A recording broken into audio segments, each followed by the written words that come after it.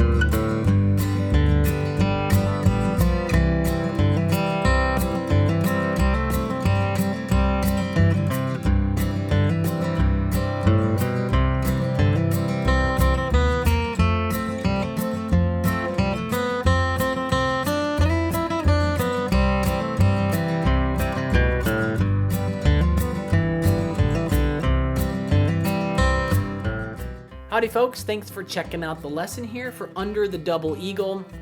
As you just saw and heard there, I created, this fairly straight ahead beginner arrangement for the tune. And it's largely done kind of in this Carter style or this chord melody style of playing. Everything's kind of based right within the chords. We're doing lots of double stops, so really harmonizing the melody and playing with this thick sound. Catching two notes or two strings notes as we play the melody. If you want to download the tabs and access the multi-speed backing tracks and the full-length lesson, click the link in the description below. All right, let's dive in. All right, so let's go ahead and start breaking down Under the Double Eagle here. And I'll put those first 4 bars up on the screen. It's got to pick up there on beat 2, as that first marking is a quarter note rest. And play this right down the middle here, kind of in the Carter style, of course, kind of that chord melody sort of thing. Here's what the first 4 bars sound like. So 1, 2, 3, 4, 1.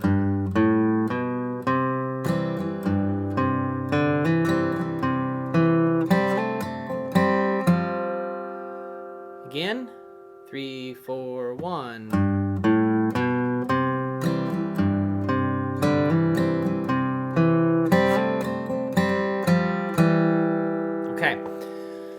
So, got the pickup there on beat 2, starts on the low string 3rd fret, then open A, and then 2nd fret A. Very common walk from, kind of coming from G to C a little bit, but yeah, very common walk to start. And then measure 2, come to the C chord there, play the 3rd fret A, get into your C chord, strum.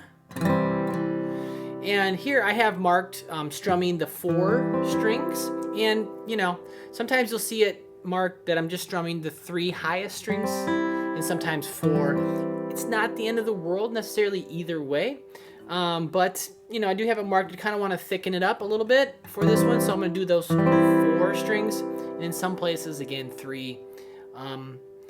Don't worry about it all that much, but I do have it marked for a reason.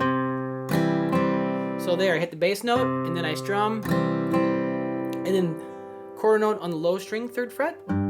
And then I put my pinky on the A string 3rd fret, so I can have it all sound nice and connected. So,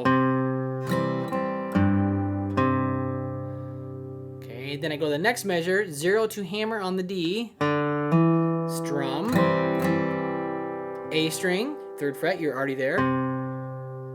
D string 2nd fret, you're already there. Okay, so measure 4, 0 to hammer on the G. Then I'm going to strum. And as you see there, I do have marked that I'm strumming. I got that A note inside that C chord. And in passing, it'll go by so fast, you won't really notice. But I'm not going to come off of it, though. I'm going to keep that finger down, okay? Because I'm going to lift off of it on beat 3 here. So, and then on beat 3, I'm going to strum the G and the B. G string open, 1st fret B. And then I have to kind of come out of the shape a bit and either probably catch this 3rd fret D string with my 3rd finger. And again, a double stop there as well. 3 on the D and open G. And I'm going to be doing a lot of this double stop, harmonizing the melody, if you will, in this piece, and do more of it in the B part. And you could do more of it that I don't have written as well. But yes, this catching those two notes together, harmonizing the melody, double stops, however you want to think about it. And it takes a little bit of time to get used to with your pick, not having one sound louder than the other. And so yeah, just kind of be aware of that technique that we'll be doing throughout the piece.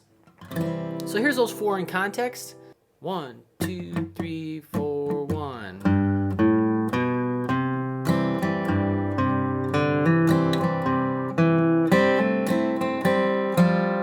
Then moving on.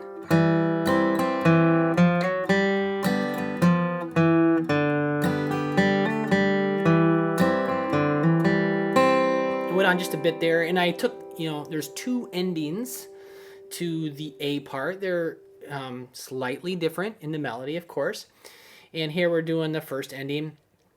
Yeah, so measure 5, we came from 3 on the D.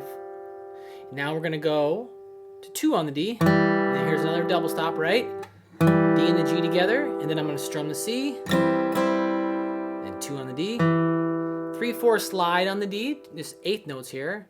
4 and then open G, finger the G chord, and then 3 on the D, 2 on the D. Next measure, open D, strum, 0 2 hammer on the D, open G. We're gonna go back to the C chord in this measure, but the melody will be on the E note, so D string 2nd fret.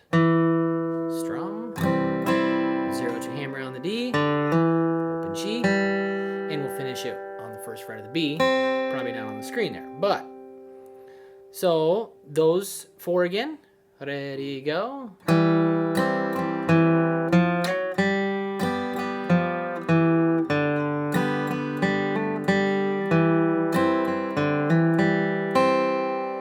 And then if I just put the next 4 on here for a second, to finish the A part, and right there, at that moment, you see the double dot, double bar. I'm going to repeat, and I'm going to go right back to measure 2, okay? So, measure 2. Okay, so that's the first time through the A part. I'm going to play it all for you right now. So, from the beginning, 3, 4, 1.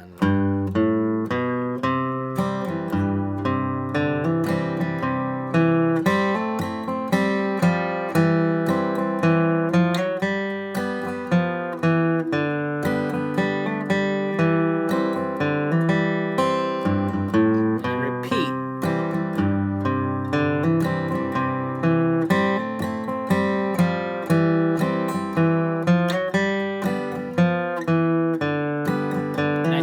Second ending. Okay, then we'll go on to the B part. So in measure 10, so I back up. I played through it, right? We repeat, go measure 2, 3, 4, 5, 6. Now here, right here, on the second time, we go from measure 6 to measure 10, okay? Measure 6 to measure 10 for that second ending. You see the 2 there. So, and here it's the same here, almost the same. Measure 10 now, open D, strum, 0 2 hammer on the D string, which this is different than the first time. Open D. Then we come back to the C chord. Bass note, 3rd fret of the A, strum, 0 2 hammer on the D, open G, 1st fret B, strum, then here's a double stop, open D and G, and hammer 2 on that D, okay? Then G and B together. Okay, it's kind of thick sounding, all these double stops together. That's really what we're after. But it takes some nice precision picking. So that's the second ending, and then that'll take us into measure 13 for the B part. All right, so if you want to access the full-length lesson and download all the tabs for this piece and walk through everything step by step and get the multi-speed backing tracks, click the link in the description below, and we'll move on when you're ready.